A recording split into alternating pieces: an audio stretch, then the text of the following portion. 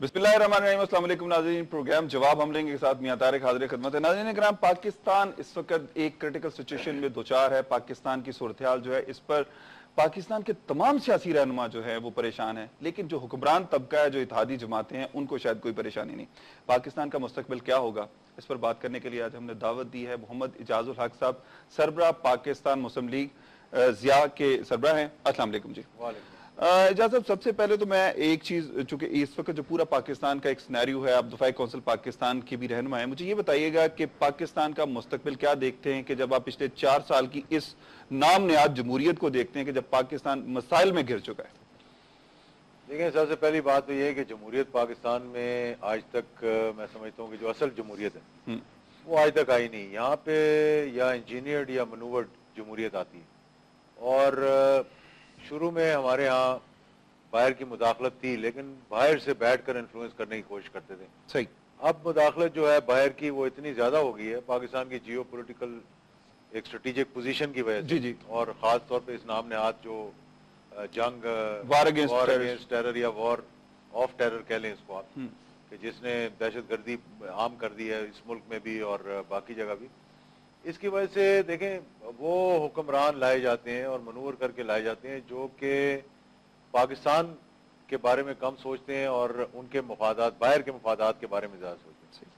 अब आप देखें कि जमहूरियत जो है, मैं हमेशा ये बात बताने की कोशिश करता हूँ कि डेमोक्रेसी जो है, इसकी अगर असल रूह देखें, इसका एसेंस देखें, तो ये दो चीज़ों पे है कि इसका जो फादर ऑफ डेमोक्रेसी है, जिसका बाप है, वो ट्रांसपेरेंसी है और जो इसकी माँ है वो अकाउंटेबिलिटी है। ठीक है। जब तक ये दो चीजें ना हो, बच्चा हलाल का नहीं हो सकता, जमहूरियत हलाल की नहीं हो सकती। सही। और हमारे यहाँ क्या हुआ देखें आप, 88 के वक्त भी चाहे इस्टेब्लिशमेंट ने रोल प्ले किया, चाहे पीपल्स पार्टी के खिलाफ किया, उसके बाद फिर पीपल्स पार्टी को इस्टेब्लिशमेंट लेकर आई जब दूसरी जमात को हटाना था जी। लेकिन इस दफा तो ये हुआ कि आप दुनिया के करप्ट तरीन लोगों को चुन चुन कर आप ले आए वापस। सही।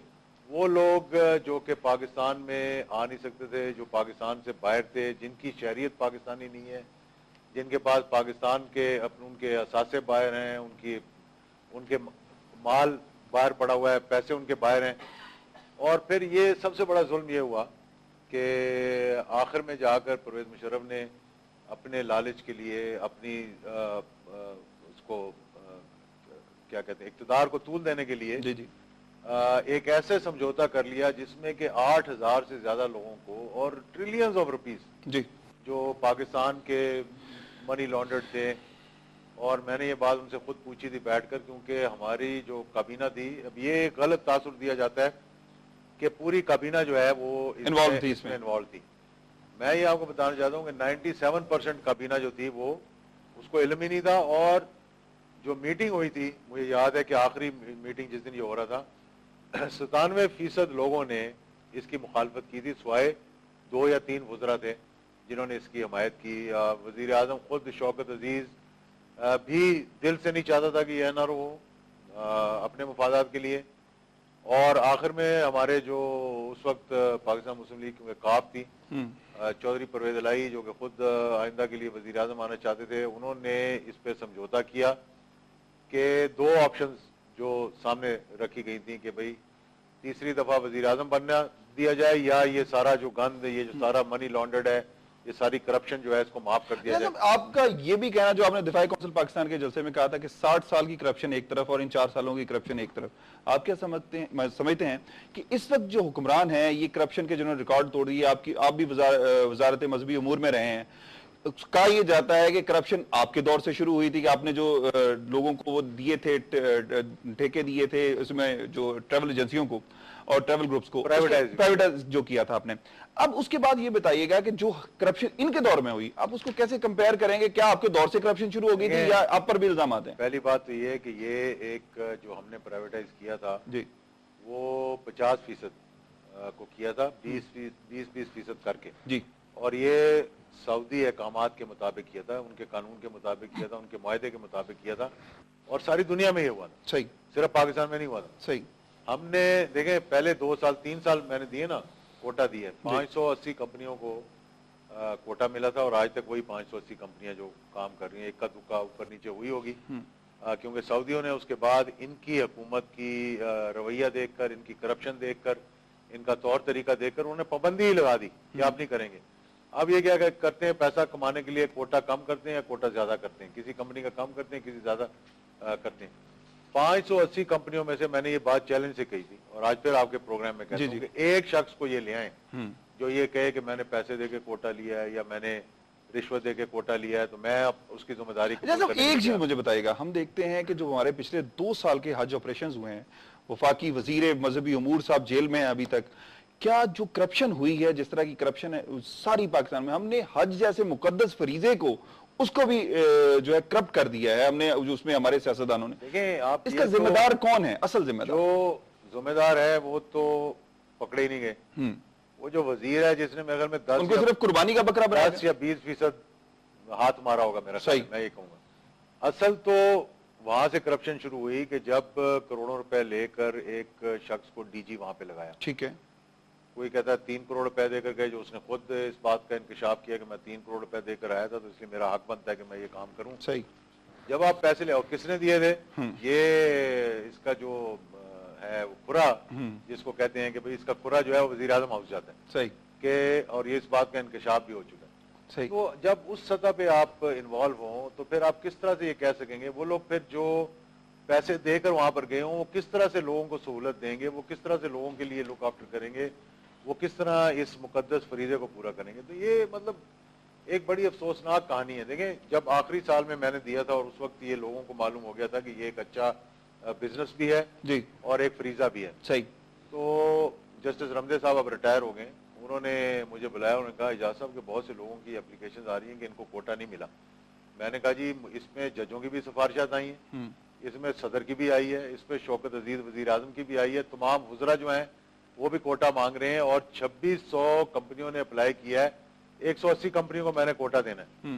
تو کہنے لگے بھئی یہ کیا کس طرح کرو گے؟ میں نے کہا جی اس کا سب سے بہترین طریقہ یہ ہے کہ میں یوں کرتا ہوں کہ اس کو کمپیوٹرائز کر دیتا ہوں، آپ اپنے ڈپٹی رجسٹرار کو سپریم کورٹ کے بھیج دیں اور وہ کمپیوٹر کے ذریعے 180 کمپنیاں نکال دیں، کیونکہ کرائٹیریا تو سب کا ایک ہی ہے. ٹھیک ہے. جب انہوں نے کرائٹیریا میٹ کیا تو ہم نے لائک. سپریم کورٹ کا رجسٹرار آیا جی اس نے آگے بیلٹنگ کی اور اس بیلٹنگ کے ذریعے 180 کمپنیاں ہم نے دی. صحیح. یعنی اس سے زیادہ اور کیا. میں ایک چیز پوچھنا چاہتا ہوں کہ مجھے ایک بتائیے کہ پاکستان کی سیاست سے اخلاقیات کا بالکل خاتمہ ہو گیا ہے. اب پیپلز پارٹی کے وزراء جو ہیں وہ آن ایئر ٹی وی چینلز میں پروگرامز میں کہتے ہیں کہ جی ہمیں بھی کرپشن کا حق ہے، ہم کرپشن کر سکتے ہیں، ہمیں کرنے دی جائے کم یا زیادہ وٹ ایور. آپ کیا سمجھتے ہیں کہ پاکستانی سیاست میں اخلاقیات نام کی کوئی چیز آ سکتی ہے یا اس کو کس طرح اگر نہیں ہے تو اس کو کیسے لایا جائے گا؟ اس کے دیکھیں 2-3 طریقے ہیں. بالکل میں نے جو آپ کو کہا نا کہ اکاؤنٹیبلٹی اور ٹرانسپیرنسی ہونی چاہیے. جی. سب سے پہلے تو یہ ہے کہ 2-3 چیزیں جب تک ہم پاکستان کی سیاست میں نہیں انٹروڈیوس کروائیں گے یہاں کوئی تبدیلی نہیں آئے گی. کرپٹ سے کرپٹ ترین لوگ آتے رہیں گے، یہ جائیں گے، ان کے بڑے آ جائیں گے یہاں پر. جی.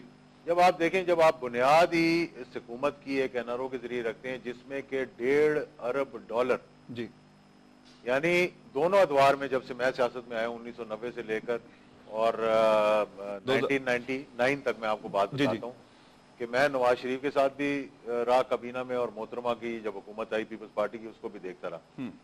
پاکستان کے ریزروز اس وقت یعنی پورے پاکستان کے اسٹیٹ بینک کے پاس جو پاکستان کے پاس فورن ایکسچینج ریزروز ہوتے تھے 300 سے 500 ملین ڈالر ہوتے تھے. 300 سے 500 ملین ڈالر اگر پاکستان کے ریزروز ہیں ان دنوں میں. اور ایک وقت آیا تھا 1998 میں جب ہم نے دھماکہ کیا تھا کہ ہمارے ریزروز جو ہیں نیگیٹو میں چلے گئے تھے، ہمارے پہ سینکشنز لگ گئی تھیں، اکاؤنٹ فریز کیے، لوگوں نے اپنا پیسہ نکال لیا اور بہت کچھ ہوا. جب آپ پاکستان کے جو ریزروز ہیں اس سے 3 گنا زیادہ صرف ایک فیملی کا جو ہے معاف کر دیں گے. یہ تو 65 ملین ڈالر تو صرف آپ سمجھ لیں پینٹ ہے. صحیح. یہ تو بالکل پینٹ ہے جو ان کے پکڑے گئے ہیں اور وہ اس لیے پکڑے گئے ہیں کہ وہ 2 کمپنیاں جن کے ذریعے انہوں نے یہ کیا تھا اس کمپنی سے انکشاف ہو گیا تھا.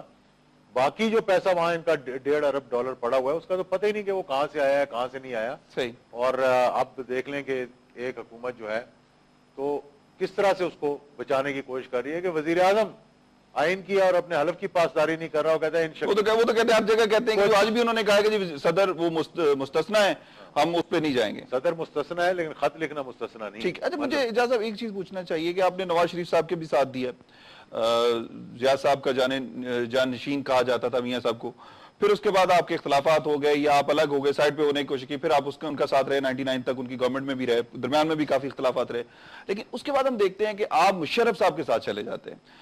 کیا یہ ایک جو جمہوریت کی آپ ایک دفعہ کہتے تھے کہ جمہوریت ہونی چاہیے ملک, آپ کے ایک پرسیپشن یہ تھا کہ آپ چاہتے تھے کہ پاکستان میں جمہوریت رہے, پھر آپ نے ایک ڈکٹیٹر کا ساتھ کیوں دیا؟ دیکھیں میں تو پہلی دفعہ یہ ہوا تھا, اور آپ نے کہا کہ 1999 تک میں نواز شریف کے ساتھ رہا, میں 1999 تک ضرور ساتھ رہا, لیکن 1997 میں جب 2 تہائی اکثریت آئی تھی میں کابینہ کا حصہ نہیں بنا. نہیں, میں نے وہی کہا نا کہ آپ کے اختلافات پہلے سے شروع ہوتے, مطلب کسی وجہ تھی. اب نواز شریف سے پوچھا جائے کہ جس اثاثے کے اوپر تم نے اپنی سیاست کو بلڈنگ کو کھڑا کیا, پھر کیا وجہ تھی کہ 1997 میں وہ لوگ جو کہ ان 69 لوگوں میں سے تھے جنہوں نے نواز شریف کے خلاف 1993 میں استعفے دیے تھے, جی مطلب سپریم کورٹ میں وہ لسٹ موجود ہے, ٹھیک, جنہوں نے جب اس کی حکومت ختم ہوئی تھی نواز شریف کی اور ہماری حکومت ختم ہوئی تھی, تو 69 ایسے لوگ تھے وزراء جی اس کی کابینہ میں نواز شریف کی جنہوں نے استعفے دے دیے تھے. صحیح, اجاز الحق واحد شخص تھا جس نے استعفیٰ نہیں دیا, صحیح, اور مجھے اس وقت کے صدر غلام اسحاق خان نے بلا کر کہا تھا کہ اگر آپ استعفیٰ دے دیں تو آپ کو ہم انٹرم وزیر اعظم بنائیں گے. صحیح, مطلب یہ آفر مجھے دی تھی, لیکن پھر بھی میں نے انکار کیا, تو ہم تو ساتھ کھڑے رہے. 1999 میں جب نواز شریف صاحب یہاں سے ہمیں چھوڑ کر گئے ہیں, جی, اس کے بعد میں 2002 کا الیکشن جو لڑا ہوں وہ کاف لیگ جو کنگز پارٹی تھی اس کے خلاف لڑا ہوں, صحیح, پاکستان مسلم لیگ ضیاء الحق شہید کے پلیٹ فارم سے لڑا ہوں, جیت کر آیا ہوں. 2004 میں جب ہم نے مسلم لیگوں کو اکٹھا کرنے کی کوشش کی اور ہم نے اپنی قربانی دی پارٹی کی مسلم لیگوں کے اتحاد کے لیے, جی, تو اس وقت نواز شریف کو بھی اپروچ کیا گیا تھا. مطلب ایک مجید نظامی صاحب جو جی, ایک اخبار کے مدیر ہیں, جی, جی, وہ پیغام لے کر گئے تھے نواز شریف کے پاس کہ آپ بھی شامل ہوں. تو ہم تو اس کوشش میں گئے تھے کہ مسلم لیگوں کو اکٹھا کریں, اور میں آپ کو یہ بتانا چاہتا ہوں کہ اس وقت بھی ہم نے یہ کوشش کی, قربانی دی, الیکشن نہیں لڑا ان کے ٹکٹ پہ, لیکن بعد میں ہم اکٹھے ہو گئے مسلم لیگ کے. اور اب بھی 2010 3 جون سے میری یہ کوشش تھی کہ یہ مسلم لیگیں اکٹھی ہوں. میں اس میں کامیاب ہوا کہ 4 مسلم لیگوں کو ہم نے پھر بھی اکٹھا کر دیا. فنکشن لیگ پیر پگاڑا کے گھر پہ کنگری ہاؤس میں ہماری میٹنگ ہوئی, شیخ رشید صاحب, میں, ہم ہم اکٹھے ہوئے. نواز شریف کو پھر بھی ہم نے پیغام بھیجا, ظفر اللہ جمالی جو ہمارے کنوینر تھے ان کے گھر پہ گئے ملنے کے لیے کہ آپ اکٹھے ہو جائیں. مسلم لیگ کے اتحاد میں پرابلم کیا ہے؟ دیکھیں پرابلم تو یا انا آڑ ہے, اس مرتبہ جو ساری اپوزیشن اپنا کردار ادا نہیں کر سکی, اس میں بہت سی چیزیں ایسی ہیں جس میں کہ مسئلہ جو ہے وہ ذاتیات کا ہے یا انا کا مسئلہ ہے, یا پرویز مشرف سے ناراضگی کی وجہ سے انہوں نے مسلم لیگوں کو اکٹھا نہیں کیا. اگر جب نواز شریف صاحب آئے تھے واپس پاکستان, اگر اس وقت تمام مسلم لیگوں کو اکٹھا کر لیتے تو آج یہ پیپلز پارٹی کی حکومت ہی نہیں بننی تھی.